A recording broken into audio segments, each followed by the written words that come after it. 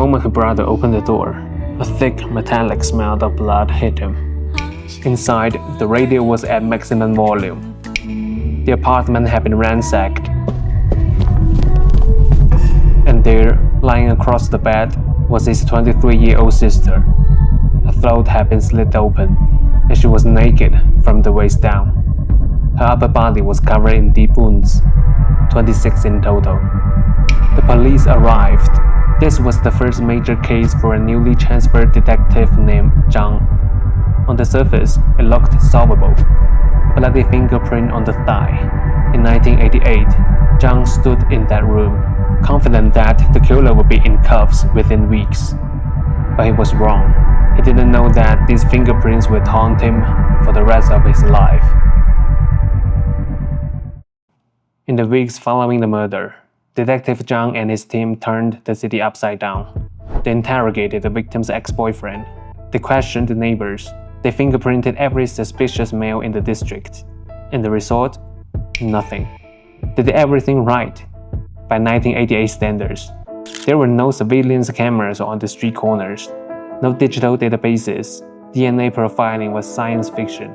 The only tool they had was the human eye. Detectives compared the killer's fingerprint against thousands of residents, one by one, manually. Days turned into months, months turned into years. The police never quit, but the city slowly forgot, until 1994. In a dormitory, a 19-year-old worker was found dead. The scene was a copy of the nightmare from 6 years ago.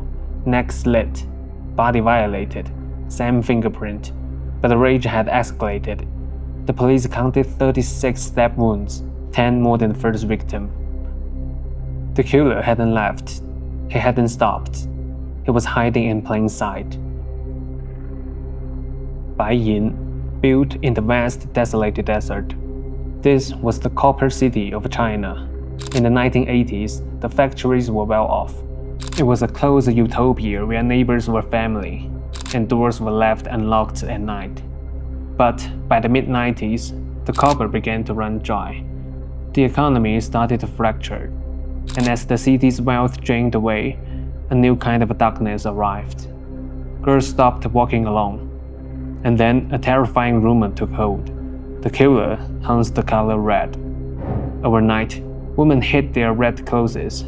Even shops pulled the red dress from their displays. The whole city turned gray, and the monster was just getting started. 1998 was pure hell. He went into a frenzy.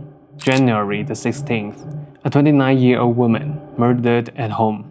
The ear was cut off. The police were still processing the scene, still collecting the evidence, when he struck again. January the 19th, just 3 days later, another woman, same method, same city. He was hunting. And July the 30th was a total darkness. The victim wasn't a woman in a red dress. She was 8 years old, sitting at home, waiting for her mother. She offered him a cup of tea, and he slaughtered her. No one was safe. Women, children, fear consumed everyone. By the time November came around and claimed the fourth victim, Baiyin was a city drowning in blood. 4 bodies in 1 year. The pressure was suffocating. In a desperate move, the police expanded the net. They started fingerprinting nearly every man in the city. They built an archive of tens of thousands of fingerprints. Police sat there for 12-14 hours a day, holding a magnifying glass, comparing the killer's fingerprint against 10,000 strangers with their naked eyes. And the city was mobilized. The police published the killer's profile. They offered massive rewards, and suddenly, the evidence flooded in. On Detective Zhang's desk, there were 5 telephones, and for the next 3 years, they never stopped ringing. Day and night, 24/7, the entire city became informants. Every ring was a spark of hope. They chased thousands of leads. They stormed into hundreds of homes. They worked without holidays, waiting for the one call that would end the nightmare. But every single tip led to nothing. It was a sea of noise, and the killer was swimming quietly beneath it. The phones kept ringing, but there was no real lead until 2001. One call actually mattered. A victim, her throat already cut, managed to crawl to the phone. She dialed the police. She couldn't speak. She couldn't give her address. The police were on the line, listening, desperate to help. But all they heard was the gurgling sound of her dying breath. The killer was just blocks away from the police station, while she bled out, holding the phone. That call broke Detective Zhang. Years later, his wife would describe the trauma. She watched him jolt awake in the dead of night, drenched in sweat, convinced that he heard the phone ringing, convinced that it was too late. It was a slow self-destruction. Detective Zhang and his team pushed the limit of human endurance. They were willing to die to catch this monster. But here's the tragedy. Willpower cannot replace technology. They had their dedication, but they were fighting with the tools of the past. And the killer remained a ghost. Then, in February 2002, the monster struck one final time. In a cheap guest hotel, a woman was found. Same brutality, same signature. They still couldn't catch the killer. But then, the killing stopped. Why? Perhaps because the killer already left. By 2002, Baiyin's copper was gone. The resources were exhausted.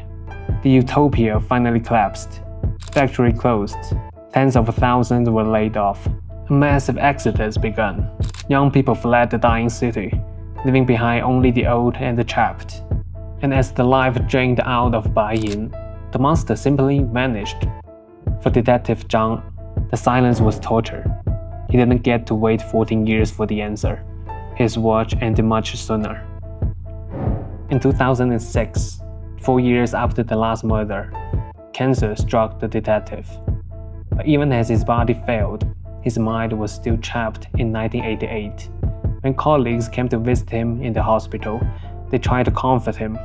They tried to talk about life. But Zhang only wanted to talk about the case. He would grab their hands, asking if there were any new leads on the fingerprints. On his deathbed, his final words to his wife weren't just about family. They were also regrets. He told her, "I caught so many bad guys in my life, but I couldn't catch the one that mattered the most." He died in 2009, 7 years before the truth came out. 2016, the answer finally arrived. The breakthrough didn't come from a brilliant deduction. It came from a bribe. A distant relative of the killer was arrested for a minor economic crime. Police took a routine DNA swab. The analysis lit up. The Y chromosome matched the killer's lineage. The police traced the family tree down to one branch, one name, Gao Chengyong. He wasn't living in a cave. He was running a small grocery store inside a school campus, selling snacks to students, living a normal life. When police surrounded him, he didn't run, he didn't fight. "Do you know why we are here?" the officer asked. "Yes," he replied without any emotion. After 28 years, the city finally saw the face of his nightmare. He wasn't a lunatic, he was a father of 2 well-educated sons, a husband, a quiet man who treated kids nicely. So, how did he slip through? They collected fingerprints from almost every man in the city. How did they miss the one that really mattered? Because he was never there. The police were hunting for a local, a factory worker, a neighbor, but Gao was a ghost. He lived in another city, miles away from the investigation zone. He drifted into Baiyin to find odd jobs and to hunt. Then he would retreat back to the shadow. And there was one more fatal mistake: the profile. Experts built a picture of the killer, a social outcast, a single man acting out of sexual frustration. While the police were hunting for a loner, Gao was going home to cook dinner for his family.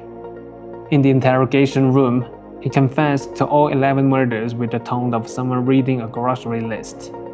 He described the details: which he remembered clearly after all the years, without a single blink. When asked why, the origin story was twisted. In 1988, while his wife was pregnant, he went out to steal. He didn't plan to kill, but when the victim fought back, he crossed the line. And once he crossed it, he couldn't go back. He confessed that the killing became an addiction, a physiological need. He told the police, "If I didn't kill, I felt uncomfortable. My heart would race until I saw blood." This addiction was so deep that death wasn't enough. He needed souvenirs. He would cut off body parts, ears, and take them home, little trophies to help him relieve the high during the quiet nights. His cruelty was purely optimistic. Take the case of the 8-year-old girl. He didn't target her. He was actually hunting her mother. But when he got in and found the mother wasn't home, he didn't turn back. He slaughtered the child simply because she was there. 你觉得你自信吗？不自信。不自信。这种不自信的一直都有吗？一直都有。你能评价一下你自己的这一生吗？不能评价。为什么？我不会评价。不会评价。你能谈一下就是你这个跟你家人的关系吗？你跟你父亲这个关系怎么样？不怎么样。跟父亲关系不怎么样。跟母亲关系还可以吧？都不怎么样。跟母亲关系也不怎么样。什么原因呢？因为我不确定。是不交流啊？你跟他问任何问题，他都会想半天，他都要经过脑袋这样加工，然后这个才跟你说。So why stopped in 2002? His official answer was pragmatic. He claimed he was getting old. He lost the physical strength to overpower women. He also claimed he wanted to protect his son's future careers. But I believe there is a different reason. 2002 was the year China launched Skynet. Surveillance cameras started appearing on every street corner. He couldn't do it without being watched. In January 2019, Gao was executed. He refused to see his family. He didn't appeal. He walked to his death as coldly as he lived. The monster was gone. The nightmare was over. But for one person, the story needed one final chapter. On the day the news broke, Detective Zhang's wife took out his police ID. He whispered the words he waited 28 years to hear. "You can rest now. We caught that motherfucker."